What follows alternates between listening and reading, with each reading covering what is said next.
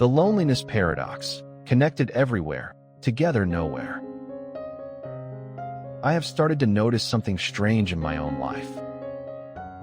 I can reach almost anyone at any time, yet there are moments when I feel unexpectedly alone. Not in a dramatic way, but in a quiet, almost invisible way that is hard to explain. Sometimes I catch myself checking my phone without a reason, as if I am waiting to be noticed. And it makes me wonder if connection today is something I experience or something I constantly search for. So I want to sit with this question for a while. How is it that I can be surrounded by signals, messages, and people and still feel a distance I cannot quite name? The silent signal. We are more connected than ever, yet feel more alone than ever. I want to begin with something small, something almost forgettable, yet quietly familiar.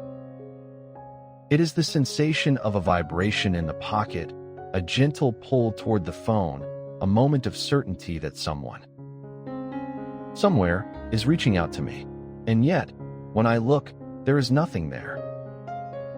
I have started to see this not as a glitch, but as a signal. It feels like a subtle expression of a deeper question that lives within me. If I am always connected, why do I still feel alone? This is the way I want to explore today. Not by solving the question, but by sitting with it and seeing it more clearly. I want to understand the tension between being visible and being truly present, between being reachable and being deeply felt. The documented life. Not everything that can be counted counts, and not everything that counts can be counted. We are living in a time where almost everything leaves a trace behind. Messages are sent, photos are shared, and thoughts are posted into invisible streams that never seem to end. I can speak to someone across the world while sitting quietly in my own room. And I can witness lives unfolding in real time in places I may never visit. And yet, even with all of this access, something feels missing. It is not the absence of information, and it is not even the absence of interaction. It is something softer and harder to measure. It is the quiet sense that while I am seen, I am not always felt. And while I am present in the network, I am not always present in the moment. The tribe we remember. Man is by nature a social animal.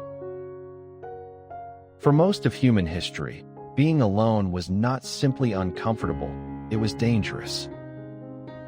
To be separated from the group meant exposure to hunger, cold, and unseen threats.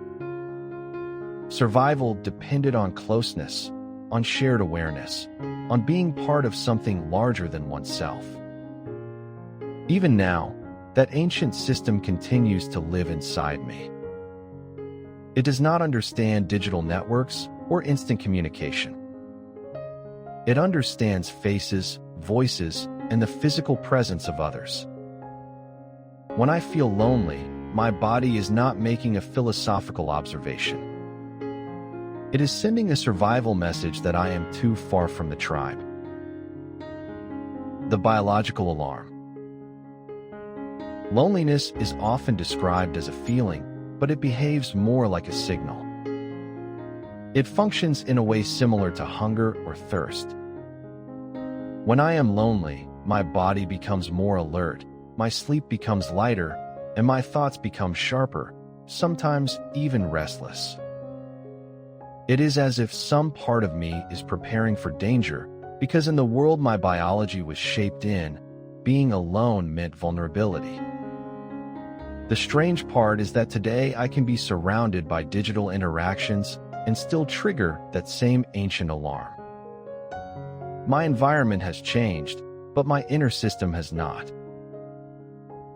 The expanding circle. There is a natural limit to how many people I can truly hold in my awareness.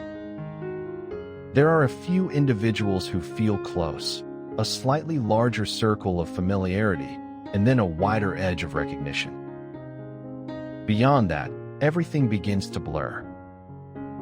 Modern life stretches this circle far beyond its natural shape. I can follow hundreds or even thousands of people, and I can know small details about their daily lives without ever truly knowing them. My mind receives the signal of connection, but my body does not receive the experience of it. Somewhere between those two, something begins to thin and lose its depth. The illusion of presence. When a message arrives and I send a reply, it feels like contact has been made. But something essential is missing. When I sit across from someone in real life, something more complex unfolds. Breathing adjusts, eye contact shifts, and small expressions carry meaning without words. There is a rhythm to presence, a subtle synchrony that unfolds naturally between people. Screens can carry information, but they struggle to carry that rhythm. As a result, I begin to live on fragments of connection, small pieces scattered throughout the day. Enough to keep me engaged, but not enough to make me feel fully held. The world without friction. There was a time when connection required effort. It required walking to a place, waiting, and speaking without knowing exactly what would happen next. Today, much of that effort has been removed. I can order, respond, watch, and withdraw without ever leaving my space. This makes life efficient and smooth, but it also changes something deeper. The connections that feel most meaningful often require time, attention, and presence. Without friction, life becomes easier, but it also becomes quieter in ways I do not always notice at first. The disappearing third place. There used to be spaces that were neither home nor work, places where people simply existed together without a specific purpose. These spaces allowed for casual familiarity and unplanned interactions. Now, many of these spaces have shifted into digital forms. However, a digital space is experienced alone, even when it is shared with many others. It is entered individually, navigated individually, and left individually. The sense of shared presence becomes thinner, even when the space appears full. The performance layer. When I share something online, I make choices about how it appears. I adjust it, refine it, and present a version of my life. This version is not necessarily false, but it is carefully shaped. When I look at others, I receive their shaped versions as well. Over time, this creates a strange effect where everyone appears composed and engaged. Quietly, I begin to assume that others are doing well, and that perhaps I am the only one who feels uncertain. As a result, I say less, and the silence gradually deepens. The thinking distance. There are moments when thinking itself creates distance. It is not that thinking is harmful, but it changes the way I experience situations. I begin to analyze conversations, notice patterns, and question meanings. While others move through moments more directly, I may find myself observing them while also participating. It is similar to watching a film while also analyzing how it was made. The experience is still present, but something in it feels slightly removed. The weight of awareness. Awareness often carries a quiet weight. It involves noticing what is not being said, sensing what feels slightly misaligned, and observing the gaps between expression and emotion. This awareness can deepen understanding, but it can also make interactions feel fragile. It can create a sense that something essential is just out of reach. Over time, This can lead to a subtle withdrawal, not out of rejection, but out of a kind of emotional fatigue. The solitude misunderstood. The greatest thing in the world is to know how to belong to oneself. There is an important difference between being alone and feeling alone. There are moments when I am by myself and feel steady and clear.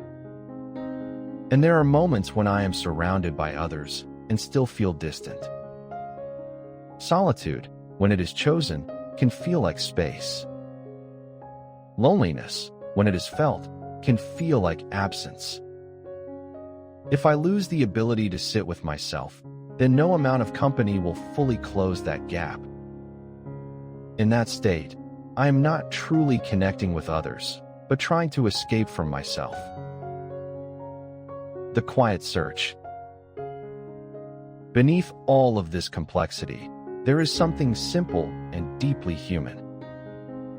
There is a desire to be understood, not completely or perfectly, but enough to feel less alone in experience. This desire is not new. It existed long before modern systems and technologies. It continues to exist beneath all the layers we have built around ourselves. It remains steady, even as the world around it becomes more complex. The return of presence. Perhaps the paradox is not something to be solved, but something to be noticed. Connection is not the same as closeness, and visibility is not the same as being known. I can reach many people and still need only a few to feel grounded. Presence, in its truest form, is something the body recognizes immediately. It is not transmitted through data, but through shared being. The space between us. In the end, I return to something quiet and often overlooked. Connection does not exist only in words or signals. It lives in pauses, in shared silence, and in the simple act of being somewhere together. The world we have built is vast, fast, and impressive. But the human way of connecting remains slow. It unfolds through eye contact, through unplanned laughter, and through moments that cannot be replayed or stored. Perhaps the paradox is this. We have learned how to reach each other across great distances, but we are still learning how to truly arrive. This is the Sapiens Way, where humanity reflects on the worlds it creates and the beings it is becoming. The conversation doesn't end here. Visit the quiz tab and share your score in the comments. Thanks for your time. It's been a delight. What should we explore next? Comment, share, and save your insight. Subscribe to Orbital Sapiens and keep your thoughts bright.